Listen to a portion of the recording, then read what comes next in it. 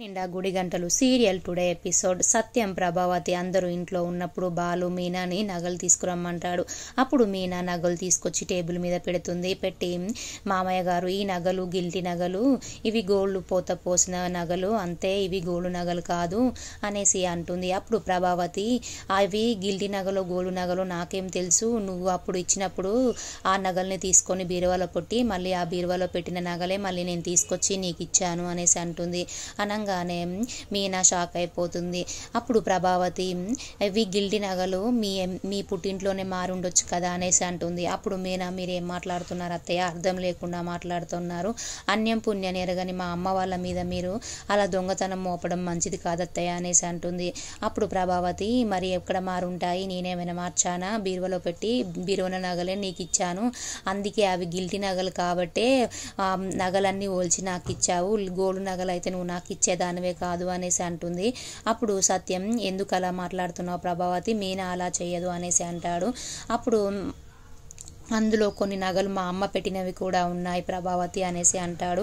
అప్పుడు ప్రభావతి అంటే మీ అమ్మ మరి గిల్టీ నగలు పెట్టిందేమో అంటుంది. అప్పుడు సత్యంకు కోపం వచ్చి చెంప మీద కొట్టబోతాడు. అప్పుడు ప్రభావతి అలా కాదండి, మీ అమ్మగారే ఆ గోల్డ్ షాప్ అయిన కాడ మోసపోయిందేమో ఎవరికి తెలుసు అనేసి అంటుంది. అప్పుడు సత్యానికి కోపం వస్తుంది, మా అమ్మ అలా చెయ్యదు, ఎప్పుడైనా మోసపోదు అనేసి అంటుంది. తర్వాత రోహిణి అయినా మీన కారు కొంది కదా, ఈ గోల్డ్ పెట్టే కారు కొన్నదేమో అనేసి అంటుంది. అప్పుడు శృతికి కోపం వస్తుంది, నువ్వే చూసావు కదా 500 మాలలు కష్టపడి మన ఇంట్లోనే తను పూలు కట్టి ఆ కారు కొన్నది అనేసి అంటుంది. నువ్వేం మాట్లాడుతున్నావు రోహిణి, అర్థం లేకుండా మాట్లాడుతున్నావు, తను ఎంత కష్టపడి కొన్నదో మనకు తెలుసు అనేసి అంటుంది. అప్పుడు బాలు కూడా తను 500 మాలలు కట్టి ఇంకొంత అప్పు తీసుకొని కారు కొన్నది, అయినా రోహిణి నువ్వెందుకు అలా మాట్లాడుతున్నావు అనేసి అంటాడు. నువ్వేమైనా తక్కువ అమ్మ దగ్గర ఇల్లు కాగితాలు బ్యాంకులో పెట్టి నువ్వు డబ్బులు తీసుకున్నావు, నీకు మాట్లాడే అధికారం లేదు అనేసరికి రోహిణి సైలెంట్గా ఉంటుంది. అప్పుడు శృతి అసలు ఎందుకు అలా మిస్ అవుతాయి నగలు, మీనా అలా చేసేది కాదు, ఇక్కడ ఏదో పొరపాటు జరిగింది, మనం పోలీస్ కంప్లైంట్ ఇద్దామనేసి అంటుంది. అప్పుడు మనోజ్ పోలీస్ కంప్లైంట్ ఎందుకు, మన పరువు పోతుంది అనేసి అంటాడు. అప్పుడు శృతి ఎందుకు పరువు పోతుంది, మన నగలు పోవా, ఎక్కడ ఎవరు దొంగలు అవి బయటపడాలి అనేసి అంటుంది. అప్పుడు ప్రభావతి ఈ నగలు గిల్టీ నగలే, అవి వాళ్ళ అమ్మ వాళ్ళ ఇంటికన్నా మార్చింది మీనా అనేసి అంటుంది. లేదంటే సుశీలమ్మ అత్తయ్యనే మోసపోయిందేమో, మరి గోల్డ్ ఇస్తానని వాళ్ళు గోల్డ్ నగలు ఇచ్చారేమో అనేసి అంటుంది. అప్పుడు సత్యం మా అమ్మ అలా మోసపోదనేసి అంటాడు. తర్వాత బాలు 2 రోజులలో దొంగలు ఎవరు నేను కనిపెట్టి వాళ్ళ సంగతి చెప్తాననేసి అంటాడు. అప్పుడు బాలు వాళ్ళు అక్కడ వెళ్ళిపోతారు. తర్వాత ప్రభావతి వచ్చి నా మనోజ్ నువ్వెందుకు నన్ను ఇట్లా చంపేస్తున్నావు, వేధిస్తున్నావు నన్ను, ఇకనైనా మారుకోరా నువ్వు, అసలు ఎప్పుడైనా నువ్వు నన్ను సంతోష పెట్టావారా, ఎప్పుడు ఏదో ఒక కష్టం నాకు తెచ్చి పెడతావు నువ్వు, ఆ గోల్డ్ కవరింగ్ నగలేంటో అవి గోల్డ్ చేపించి తీసుకురారా, వాళ్ళకి ఇద్దామంటుంది. అప్పుడు మనోజ్ ఎక్కడి అమ్మ ఆ గోల్డ్ నగలు, నా దగ్గర డబ్బులు కూడా లేవమ్మా, 4 లక్షలు కావాలి అవి చేపియాలంటే అనేసి అంటుంది. అప్పుడు ప్రభావతి నువ్వేం చేస్తావో ఎలా చేస్తావో నాకు తెలియదు, ఆ నగలు మాత్రం నాకు తెచ్చియాలరా అంటుంది.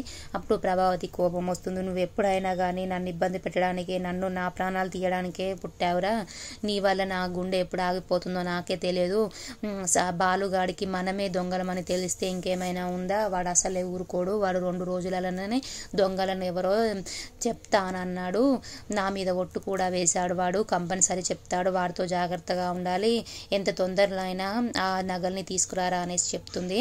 అప్పుడు మనోజ్ సరేలే అమ్మ అనేసి అంటాడు.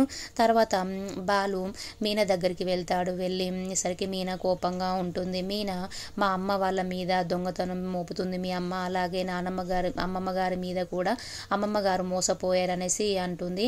మా అమ్మమ్మ గారి మీద మా అమ్మ మీద చెప్తే అది ఎంతవరకు కరెక్టు, అన్యం పుణ్యం ఎరగని వాళ్ళ మీద చెప్పొద్దు, ఆ గిల్టీ నగలు అత్తయ్య చేతులు అలాగే మనోజు చేతులలోనే మారాయి, ఆ నిజం మనం బయట పెట్టాలి అనేసి అంటుంది. అప్పుడు బాలు నిజంగానే అమ్మను ఆ లక్ష్మణ్ మింగినోడే ఏం చేసిండారో ఏమో, వాళ్ళిద్దరు మధ్యలోనే ఆ గోల్డ్ మారింది, నేను తెలుసుకుంటాను, దానికి ఒక ప్లాన్ చేశాను అనేసి అంటాడు. అప్పుడు ఏం ప్లాన్ అని మీనా అంటే, మనం ఆ గోల్డ్ షాప్ నుంచి ఫోన్ చేసినట్టుగా చేసి మనోజ్తో మాట్లాడి ఏదైనా గిఫ్ట్ ఇద్దామంటే వాడు తొందరగా అమ్మో నాకు గిఫ్ట్ వస్తుందని వాడు బయటికి వస్తాడు, అప్పుడు వాడి సంగతి చెప్తాము అనేసి అంటారు. దీనికి శృతిని హెల్ప్ తీసుకుందాము, తను డబ్బింగ్ చెప్తుంది కదా అనేసి అంటాడు. అని శృతిని రెస్టారెంట్కి రమ్మంటాడు బాలు అలాగే మీనా రెస్టారెంట్కి వెళ్తారు. శృతి అలాగే రవి కూడా రెస్టారెంట్లోనే ఉంటారు. వీళ్ళు వెళ్ళేసరికి నలుగురు మాట్లాడుకుంటారు. అప్పుడు బాలు కోపంగా ఉంటాడు. మన ఇంట్లో నగలు పోయాయి కదా, ఆ నగలు ఎలా పోయాయి అసలు మనం తెలుసుకోవాలి, అది మనోజ్ అలాగే అమ్మ పని, వాళ్ళిద్దరు పనే అది అనేసి అంటాడు. అప్పుడు శృతి మరి ఇప్పుడు మనం ఏం చేద్దాం అంటే, బాలు మనము గోల్డ్ షాప్ నుంచి ఫోన్ చేసినట్టుగా వాడికి ఫోన్ చేసామనుకో వాడు దొరికిపోతాడు, అప్పుడు అందరి ముందర వాడే దొంగ నిరూపించవచ్చు అనేసి అంటాడు. అప్పుడు శృతి సరే నేను ఫోన్ చేసి మాట్లాడతాననేసి అంటుంది. అప్పుడు శృతి ఫోన్ చేస్తుంది మనోజ్కు, మేము గోల్డ్ షాప్ నుంచి మాట్లాడుతున్నాం, మీరు గిల్టీ నగలు తీసుకున్నారు కదా అవి బాగున్నాయా, మీకు గిఫ్ట్ వచ్చిందండి, మీరు గిఫ్ట్ తీసుకోవాలంటే ఈ అడ్రస్కి రావాలనేసి చెప్తుంది. అప్పుడు మనోజ్ అవునండి నేనే తీసుకున్నాను అనేసి అంటాడు. అనేసరికి బాలు వాళ్ళకి దొరికిపోతాడు మనోజ్.